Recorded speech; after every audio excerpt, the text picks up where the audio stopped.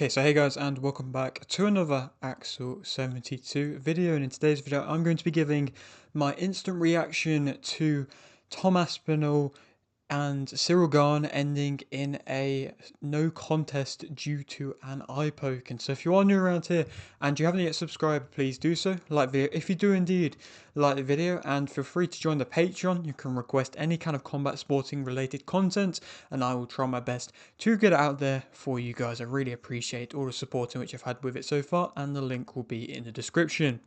Let's get straight into this one though, and normally I kind of go away and try and write a script for, not just for my thoughts, to get it down on paper a little bit so I can kind of speak about that before, I put it into words on video. But for this one, it's a bit more off the cuff, it's kind of a bit more raw emotion, I suppose, because I was excited for this fight, I was hyped for it. As a English MMA fan and seeing Tom Aspinall, reach the heights of becoming UFC heavyweight champion, I was excited. I was expecting to see, like everybody was, a big dramatic moment for Tom Aspinall to be able to go out there and cement himself and prove why he is deservingly the UFC heavyweight champion. And of course, that didn't happen. I mean, it was, not the fight in which anybody would have wanted to see. And the fight was playing out quite surprisingly, to be fair. I mean, I thought that Gane would have started a little bit more on the back foot. He did slowly kind of drop off towards the back foot a bit and let Aspinall come forwards a bit. But, there was a couple shots in which Aspinall landed and it didn't really seem to have any kind of effect on Gane. Again, it was very early on in the fight. Things could have changed. Things could have happened. Aspinall could have landed, one of his really clean shots and then could have caused Gane a lot of problems. But from that early kind of first round, it was almost the whole of the first round that played out.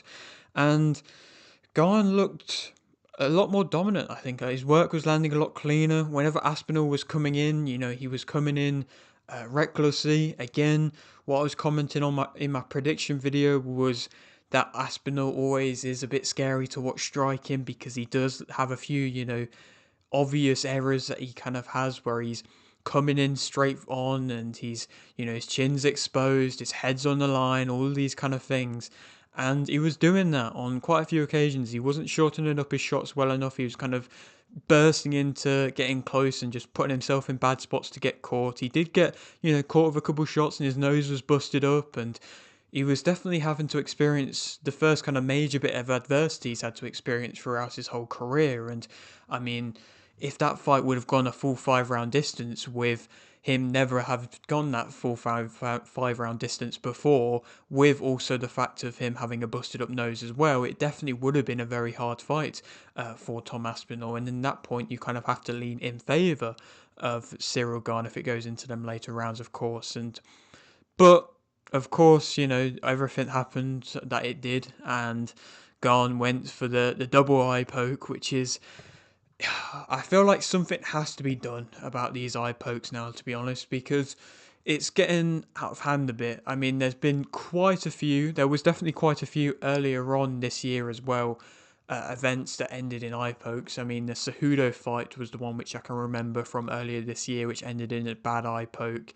And now, of course, Aspinall has had the double eye poke happen to him, and of course that's, resulted in the heavyweight fight in the UFC, the one that's been hyped for quite a while. And of course, the heavyweight title hasn't been fought for in basically a year. And all this hype and build up, and it's ended in an eye poke. I feel like something has to change with the gloves, or I don't know, there has to be harsher punishment for eye poking, but that was a bad eye poke from Cyril Gane. I mean, you can't really say anything else about it. It was a bad eye poke, and again, I wasn't too sure if it was going to end in a no contest or what. I mean, of course, when Aspinall went and fought Curtis Blades the first time, he had an injury to his leg, and that resulted in him, of course, having a defeat on his record at that point. But I wasn't sure if they were going to, say that Aspinall again would have had a defeat. But again, no contest in the end. You can't say that Aspinall quit in this fight. I think he looked very nervous. He didn't do his kind of normal, comfortable hand on the shoulder when he was facing off or anything like that. He did look visibly nervous, which of course, you would be. Again, like I said, there's been so much hype and there's so much pressure on him to deliver.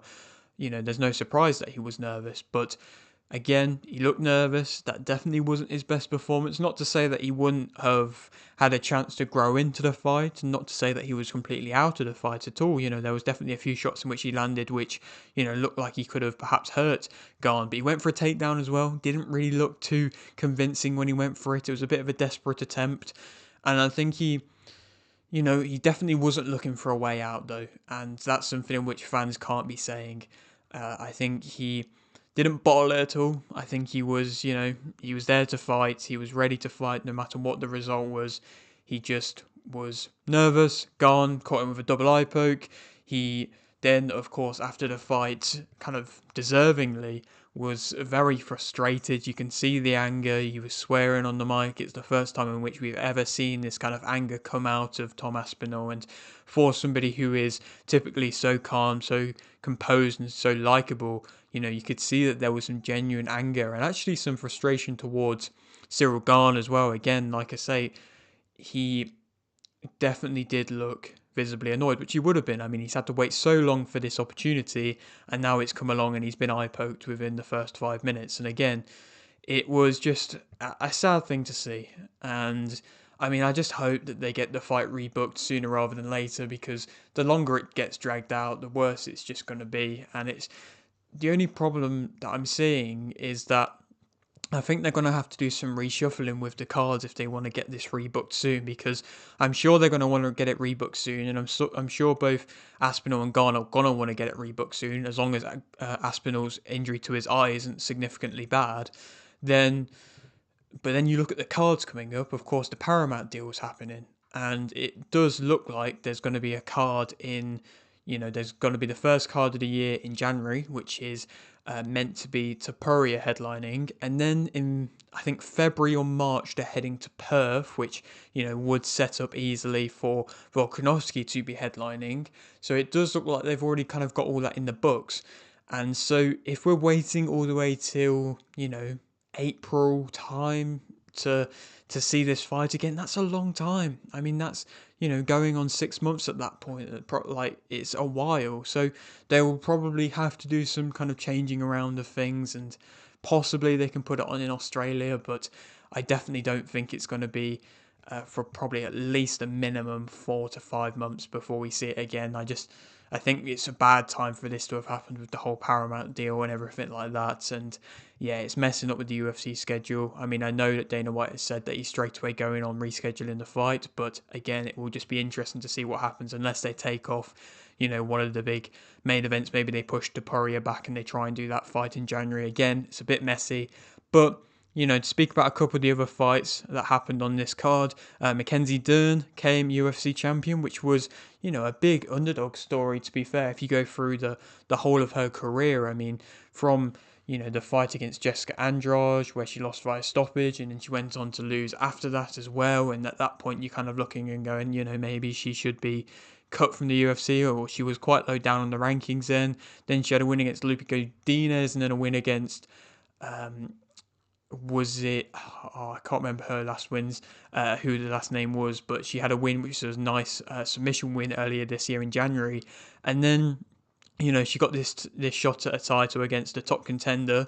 Of course, being fortunate to have the opportunity to fight for a title due to Zhang vacating the belt, or being forced to vacate the belt, and she went out there and she delivered. I mean, of course, Jeanne Deroba, I think, put on a respectable performance herself. She showcased that she has improved, but Mackenzie Dern has improved a lot. I mean, there was a few doubts in my mind, thinking that maybe she hadn't done, improved enough to be able to see, enough of a change. Basically, I thought that Jeanne Deroba had improved more and would have been able to do more to be able to go on to win that fight. And I think Jeanne Deroba's striking has improved herself, but I think Dern's striking has improved a lot more. It definitely was a lot more of a technical battle than their first battle, which was, of course, 5 years ago, where it was a bit more bouncy and a bit more hyperactive, wasting a lot of energy and things like that, whereas this fight was a bit more,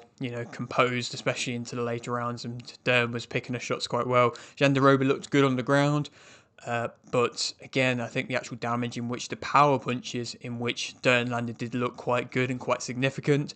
And of course, she's a fan favourite as well. I think it's going to bode well with her being the champion. I think the fans are going to be excited to see that. Of course, it's a new name for, if Zhang wants to come back down, then that's a new name for her to fight. And that probably will end up happening at some point, which is a big fight. But, of course, respect to Dern. She's worked hard. She's had to go through a long old road in the UFC to be able to become champion. But of course, now she is champion. Then to speak about Umar Nurmagomedov against Mario Bautista. Of course, going into this fight, it was, from what I heard, the fight that was kind of the biggest favourite, basically. So Umar was the biggest favourite on the whole card for this fight. And of course, Umar went to win a unanimous decision, but I think he definitely did showcase some weaknesses in his own right. I think his striking, of course, looked weak. He got caught with a very strong knee from Bautista, which I thought perhaps could have, almost gotten him out of there in that second round. And, Bautista looked quite good. He was trying to go for strikes and stuff, but Umar just, straight away from the get-go latched onto him in that first round. In the second round, of course, he landed his big strike, Bautista, but then Umar went again to go for the takedowns, and he was pretty much just doing what he, everybody knew he would do, which was kind of rinse and repeat the takedowns, but he wasn't really looking too deadly of a submission threat at any point, Umar. Again, the trips and the takedowns and the mat returns were good. But again, nothing too crazy. Definitely not a performance which is going to excite the fans to see an Umar versus Dvalishvili fight, because that was a worse performance than probably what you kind of look towards his fight against Corey Sandhagen was, or if you look towards his fight against Merab as well, you probably would have to argue that that was a worse fight. And I'm sure the fans were secretly kind of rooting for Mario Bautista because of the fact it would have been new blood for Merab Dvalishvili. But nonetheless, they probably will end up making the Nurmagomedov versus the winner of Jan versus Dvalishvili. And again, it's not really that big a fight. It probably will be a co-main event. I think Dana White said that he will only give Umar the title shot if he goes out there to win by stoppage, and him almost getting stopped himself. Again, it's just not a good look. And with the improved striking of Merab, again, I just don't know if the fans are going to be too excited to see Umar versus Merab too. If we do, of course, if he does get through Jan a second time. But to speak about the final fight, which I'm going to be speaking about on this card, which is Volkov versus Almeida. Now, this is the main fight which I was quite happy about on the main card. I mean, Mirzakhanov, his knockout against Rakic was a big one, and I thought he'd do that, and he did go out there and do that, and that was impressive. But yeah, Volkov ended up getting a split decision win against Jailton Almeida, and I really thought they were going to give Almeida the win. Almeida just went for the takedowns, but he just wasn't doing anything on the ground to try and, advance position or really, assert any kind of effect. He wasn't going for ground and pound. He wasn't going for a submission threat at any point. He was just going for that kind of control time, and that works. But, in the first round, he went for a takedown, got in a good position, then he got reversed by Volkov, who, of course, has improved his ground game, and that won him that first round, in my opinion, for Volkov. Then the second round, I did end up giving to Almeida, and then that third round, again, was a close round, and so I'm glad that it wasn't just one-sided, all just going for Almeida because he was the guy, trying to go for the takedowns and things like that. I think Volkov deserved that decision, and he was going for the more damage. Even when he was on his back, he was trying to land the short kind of shots off his back. And again, he was the one trying to make the fight. And saying that Volkov basically got robbed against Cyril Garnell, I don't really like to use the phrase robbed, but, he definitely did deserve a bit more from that fight. I mean, Dana White said it himself. So, to have at least that fight go his way, of course, it's probably not the best for the heavyweight division because, of course, Volkov's already lost to Aspinall. But, I mean, from the way that things are going, the way that things were going with the heavyweight main event, Garn could have won, and then it could have been Garn Volkov too for the title. So I think the takeaways really are that Garn has perhaps more of a chance than people expected in this heavyweight fight for when they make the rematch, and that I guess Volkov is probably going to get another title shot at some point. He will probably just have to wait around now for another chance. And Jailton Almeida, we probably won't ever see him fight for a heavyweight title again, because I don't feel like he's going to get any more opportunities. It wouldn't surprise me if he gets to fight the winner of Cortez Acosta versus Delizia next, which is a pretty tough fight for him to get. But yeah, that is it for today's video. Hope you did enjoy. Like video if you didn't like video, subscribe if you're new, and thanks for watching.